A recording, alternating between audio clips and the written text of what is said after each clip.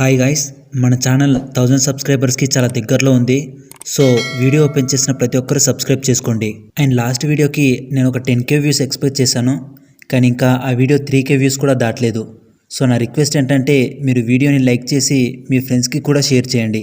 అప్పుడే మన ఛానల్కి ఎంగేజ్మెంట్ పెరిగి వీడియోస్ ఎక్కువ మందికి రీచ్ అవుతాయి. అండ్ వీడియో చూసాక కామెంట్ చేయడం మాత్రం మర్చిపోకండి, ఎందుకంటే మీ కామెంట్ నాకు మోరల్గా చాలా బూస్ట్ని ఇస్తుంది.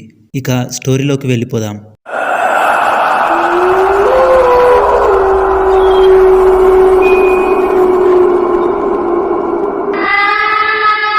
టైం మార్నింగ్ 7 అవుతుంది. మున్సిపాలిటీలో పనిచేసే 3 వ్యక్తులు చెత్తను తీసుకెళ్ళడానికి ట్రాక్టర్పై వచ్చారు. ఒకచోట ట్రాక్టర్ నాపి రోడ్ పక్కనే ఉన్న భారీ చెత్తని ఎత్తి ట్రాక్టర్లోకి పడేస్తున్నారు. అలా పడేస్తున్న వాళ్ళకి చెత్తలో నుండి ఏదో కుళ్ళిపోతున్న స్మెల్ వచ్చింది. ఏ కుక్కో పిల్లో చనిపోయి ఉంటుందని ఆ చెత్తని దూరం జరిపి చూశారు. కానీ అక్కడ ఒక వీల్ బ్యాగ్ కనిపించింది.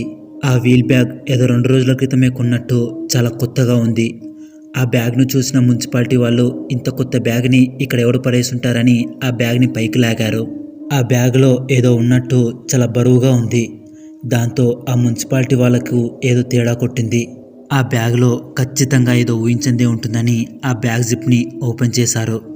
చివరికి వాళ్ళు అనుకున్నట్టుగానే ఆ బ్యాగ్ జిప్లో ఒక మనిషి శవం ఉంటుంది. ఆ శవాన్ని చూస్తే ఎవరో వ్యక్తిని చాలా చిత్రహింసలు పెట్టి చంపినట్టుగా తెలుస్తుంది. ఎవరో కావాలనే ఆ వ్యక్తి బ్రతుకుండగానే బాడీ నుండి చర్మాన్ని ఒలిచారు. తన చేతివేళ్ళని కట్ చేశారు. పొట్ట కోసి ఆర్గాన్స్ తీసుకున్నారు. ఈ విషయం తెలిసిన వెంటనే పోలీసులు హుటాహుటిన అక్కడికి చేరుకుంటారు. ఏవైనా క్లూస్ లాంటివి దొరుకుతాయేమో అని ఆ చుట్టుపక్కల ప్రాంతం మొత్తం సెర్చ్ చేస్తారు. కానీ వాళ్ళకి ఎలాంటి క్లూస్ దొరకవు. ఆ బ్యాగ్ పడేస్తుంటే ఎవరైనా చూసారేమో అని ఆ చుట్టుపక్కల ఇళ్లలో ఎంక్వైరీ చేస్తారు. కానీ అందరూ మేము చూడలేదనే చెప్తారు. ఇక ఆ శవాన్ని పోస్టుమార్టంకి పంపిస్తారు. కొన్ని రోజులకి ఆ శవం పోస్టుమార్టంకి సంబంధించిన అటాప్సీ రిపోర్ట్ వస్తుంది. ఆ రిపోర్ట్లో చనిపోయింది ఒక అమ్మాయి అని తెలుస్తుంది. తన వయసు కేవలం 16 నుండి 19 మధ్యలో ఉండొచ్చని ఉంటుంది. ఆ అమ్మాయి చనిపోయే ముందు తనపై లైంగికంగా దాడి చేశారు. ఆ తర్వాత తన బాడీలో ఉన్న బోన్స్ అన్ని ఒక్కొక్కటిగా విరగ్గొట్టారు. కావాలనే ఆ అమ్మాయికి నరకం అంటే ఏంటో చూయించారు. అంటే ఆ అమ్మాయి నొప్పిని అనుభవిస్తుంటే వాళ్ళు ఎంజాయ్ చేసుంటారని పోలీసులకి అర్థమవుతుంది. ఒక అమ్మాయిని కూడా చూడకుండా ఇంత టార్చర్ చేశారంటే ఖచ్చితంగా ఆ అమ్మాయికి సంబంధించిన వాళ్ళలో ఎవరో ఒకరు అయి ఉంటారని పోలీసులు అనుకుంటారు. ఇక ఈ అమ్మాయికి సంబంధించిన వాళ్ళని ఒక్కొక్కరిగా ఇంటరాగేట్ చేస్తారు. కానీ వాళ్ళలో ఒక్కరికి కూడా ఈ అమ్మాయి హత్య కేసులో ఇన్వాల్వ్మెంట్ ఉన్నట్టు పోలీసులకి అనిపించదు. ఈ కేసు ఇలా నడుస్తూ ఉండగా ఒకరోజు 40 ఏళ్ల వయసు పైబడ్డ ఒక ఆవిడ పోలీస్ స్టేషన్కి వచ్చి ఏడుస్తూ తన 20 ఏళ్ల కూతురు 2 రోజుల నుండి కనిపించడం లేదని కంప్లైంట్ ఇస్తుంది. దాంతో పోలీసులు ఆ అమ్మాయి గురించి వెతకడం స్టార్ట్ చేస్తారు. దాదాపు 1 నెల రోజులైనా ఆ అమ్మాయి ఆచుకుని పోలీసులు ఏమాత్రం కనిపెట్టలేకపోతారు. అలా కొన్ని రోజులకి పోలీస్ స్టేషన్కు ఒక అతను కాల్ చేసి ఇక్కడ వీల్ బ్యాగ్లో ఒక అమ్మాయి శవం ఉందని చెప్తాడు. పోలీసులు వెంటనే అక్కడికి వెళ్తారు. ఆ శవాన్ని చూసిన పోలీసులు నిర్ఘాంతపోతారు. ముందు దొరికిన అమ్మాయి శవం ఎలాగైతే చంపబడుందో ఆ అమ్మాయి శవం కూడా సేమ్ అలాగే చంపబడుంటుంది. ఆ శవాన్ని పోలీస్ స్టేషన్కి వచ్చి కంప్లైంట్ ఇచ్చిన ఆవిడకు చూయించి గుర్తుపట్టమని చెప్తారు. కానీ తన శవం వాళ్ళ అమ్మాయిది కాదని చెప్తుంది. దాంతో పోలీసులకి ఫ్యూజులు ఎగిరిపోతాయి. ఈ హత్యలన్నీ ఖచ్చితంగా ఒక సైకో కిల్లర్ చేస్తున్నాడని పోలీసులకి అర్థమవుతుంది. అలా కేవలం 1 సంవత్సరంలోనే దాదాపు 20 మంది అమ్మాయిల శవాలు దొరుకుతాయి. దొరికినవి 20 ఉన్నాయంటే దొరకనివి ఇంకెన్నున్నాయో అని ఆలోచిస్తే పోలీసులకి కూడా నిద్ర పట్టదు. ఇక పోలీసులకి కిల్లర్ కేవలం అమ్మాయిలని మాత్రమే టార్గెట్ చేస్తున్నాడని అర్థమయ్యి సిటీ మొత్తం హై అలర్ట్ని ప్రకటిస్తారు. కిల్లర్ బారిన పడకుండా తగిన జాగ్రత్తలు తీసుకోవాలని సిటీలోని ఆడవాళ్ళందరికీ సూచిస్తారు. ఎవరైనా గుర్తు తెలియని వ్యక్తి అనుమానంగా కనిపిస్తే పోలీసులకి కాల్ చేయమని చెప్తారు. సిటీ మొత్తం సెక్యూరిటీని పెంచుతారు. అలా కొన్ని నెలలు హత్యలు జరగడం ఆగిపోతాయి. కానీ కొన్ని రోజులకి మళ్ళీ ఒక బ్యాగులో పోలీసులకి ఒక అమ్మాయి శవం దొరుకుతుంది. అలా 6 జట్ నుండి వరుసగా 4 రోజులు 4 డిఫరెంట్ ప్లేసుల్లో 4 శవాలు దొరుకుతాయి. అవి కూడా సేమ్ మొదటి శవాల్లాగే బ్యాగ్లోనే దొరుకుతాయి. అంతేకాకుండా ఆ 4 అమ్మాయిల్ని కిల్లర్ ముందమ్మాయిల కంటే ఇంకా దారుణంగా టార్చర్ చేసి చంపుతాడు. అండ్ ఆ 4లో 3 2 వారాల ముందే చంపుంటాడు. ఆ 4 అమ్మాయిల గురించి ఎంక్వైరీ చేస్తే పోలీసులకి ఆ 4 కూడా ప్రాస్టిట్యూట్స్ అని తెలుస్తుంది. అంటే కిల్లర్కి సాధారణ అమ్మాయిలు దొరక్కపోయేసరికి ప్రాస్టిట్యూట్స్ని ఇంటికి పిలిపించుకొని వాళ్ళని టార్చర్ చేసి చంపుతున్నాడనమాట. ముందు చంపిన వాళ్ళకంటే వీళ్ళని ఎక్కువగా ఎందుకు టార్చర్ చేశాడంటే సిటీని పోలీసులు హై అలర్ట్గా ఉంచడం వల్ల కిల్లర్కి అమ్మాయిని చంపే అవకాశం రాదు. అప్పుడు తనకి ప్రాస్టిట్యూట్స్ని చంపాలనే ఐడియా వస్తుంది. అలా తను ప్రాస్టిట్యూట్స్ని ఇంటికి పిలిపించుకుంటాడు. చాలా నెలల పాటు హత్యలు చేయకపోవడం వల్ల తన సైకోతనాన్ని మొత్తం ప్రాస్టిట్యూట్స్ మీద తీర్చుకుంటాడు. అందుకే తను ముందు చంపిన వాళ్ళకంటే ప్రాస్టిట్యూట్స్ని ఎక్కువ టార్చర్ చేసి చంపుతాడు. ఆ శవాల్ని ఎవరికీ అనుమానం రాకుండా ఒక వీల్ బ్యాగ్లో తీసుకొచ్చి ఏదో ఒక చోట వదిలేసి వెళ్ళిపోతాడు. ఇది తెలుసుకున్న పోలీసులు ప్రాస్టిట్యూట్స్ని కూడా అలర్ట్ చేస్తారు. ఎవరు పిలిచినా వాళ్ళ వెంట వెళ్ళొద్దని సలహాలిస్తారు. కిల్లర్ అమ్మాయిల్ని చంపి ఖచ్చితంగా శవాల్ని వీల్ బ్యాగ్లో తెచ్చి వదిలేస్తున్నాడంటే కిల్లర్కి బ్యాగ్ అమ్మే స్టోర్స్ ఉండొచ్చని పోలీసులు అనుకుంటారు. ఇక సిటీలో బ్యాగ్స్ అమ్మే స్టోర్స్కి వెళ్ళి ఓనర్స్ అందరినీ ఇంటరాగేట్ చేస్తారు. అనుమానం వచ్చిన కొంతమందిని వాళ్ళ అబ్జర్వేషన్లో పెట్టుకుంటారు. అయినా సరే వారం తిరిగేసరికి మళ్ళీ ఒక బ్యాగ్లో మళ్ళీ ఒక అమ్మాయి శవం దొరుకుతుంది.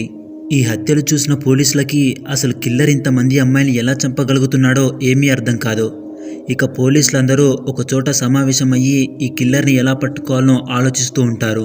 దాంట్లో కొంతమంది పోలీసులు లేచి ఈ కేసులో ఇన్వాల్వ్ అయిన కొన్ని కీ పాయింట్స్ గురించి చెప్తారు. ఆ పాయింట్స్ అన్ని అబ్జర్వ్ చేస్తే అమ్మాయిలు ఎక్కువగా శని మరియు ఆదివారం రోజునే మిస్ అవుతున్నారు.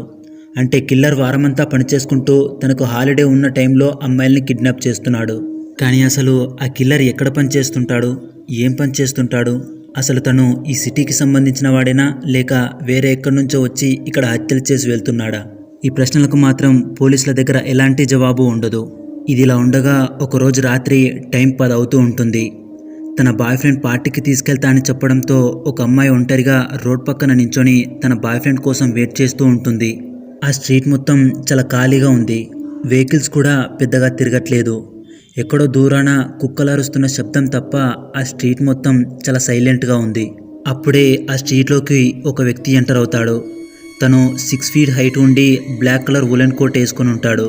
తన తలపై టోపీ ఉండి ముక్కు నోరు కనిపించకుండా మాస్క్ పెట్టుకొని ఉంటాడు. ఆ వ్యక్తి నేరుగా వచ్చి ఆ అమ్మాయికి 2-3 అడుగుల దూరంలో నించుంటాడు. తను అలా నించోగానే ఆ అమ్మాయి తన్ని చూసి తన నుంచి కాస్త దూరం జరుగుతుంది. ఆ అమ్మాయికి ఎందుకో లోపల ఏదో చెడు జరగబోతుందని అనిపిస్తుంది. అందుకే తను ఆ వ్యక్తిని మళ్ళీ మళ్ళీ చూస్తూ తను ఏం చేయబోతున్నాడని గమనిస్తూ ఉంటుంది. అలా 10 నిమిషాలు అవుతుంది.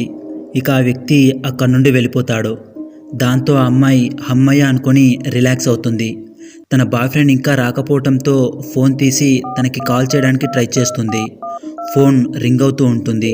ఇంతలో వెనుక నుండి ఒక వ్యక్తి వచ్చి అమ్మాయి నోరని గట్టిగా మూస్తాడు. ఆ అమ్మాయి అరవడానికి ట్రై చేస్తూ ఉంటుంది. కానీ సౌండ్ రాకుండా ఆ వ్యక్తి చెయ్యిని గట్టిగా అడ్డు పెడతాడు.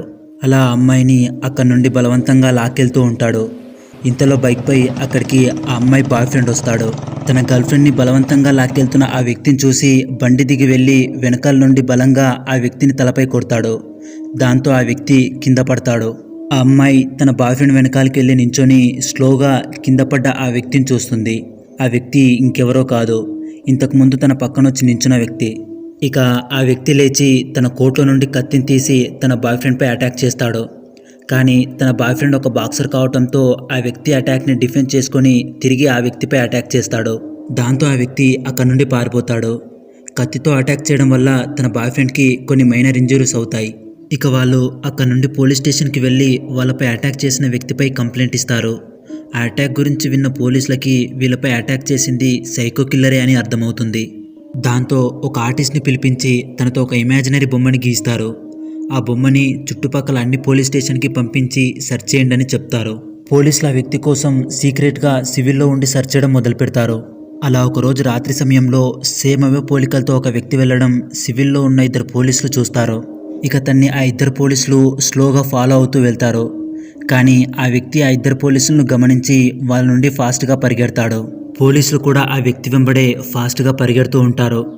ఇంతలో ఆ వ్యక్తి ఒక బ్రిడ్జ్ పై నుండి పోలీసులకి దూరంగా పరిగెడుతూ ఉంటాడు. ఇంతలో ఒక పోలీస్ తన బ్యాగ్ నుండి గన్ తీసి పరిగెడుతున్న ఆ వ్యక్తి 2 కాళ్ళపై కాలుస్తాడు. కాళ్ళకి గాయం కావడంతో ఆ వ్యక్తి పోలీసుల నుండి తప్పించుకోవడానికి బ్రిడ్జ్ పై నుండి చెరువులోకి దూకుతాడు. ఇక పోలీస్ క్రూ వచ్చి ఆ కిల్లర్ కోసం ఆ చెరువు చుట్టుపక్కల అన్ని ఏరియాస్లో వెతుకుతారు. కానీ తను చెరువులో నుండి బయటపడ్డట్టు ఎలాంటి క్లూస్ దొరకవు. కానీ అప్పటి నుండి ఆ సిటీలో హత్యలు జరగడం ఆగిపోతాయి. దాంతో పోలీసులు కూడా ఆ వ్యక్తి చనిపోయి ఉండొచ్చని భావించి తన గురించి వెతకడం ఆపేస్తారు. అలా సైకో కిల్లర్ ఎవరనేది ఒక మిస్టరీగానే మిగిలిపోతుంది.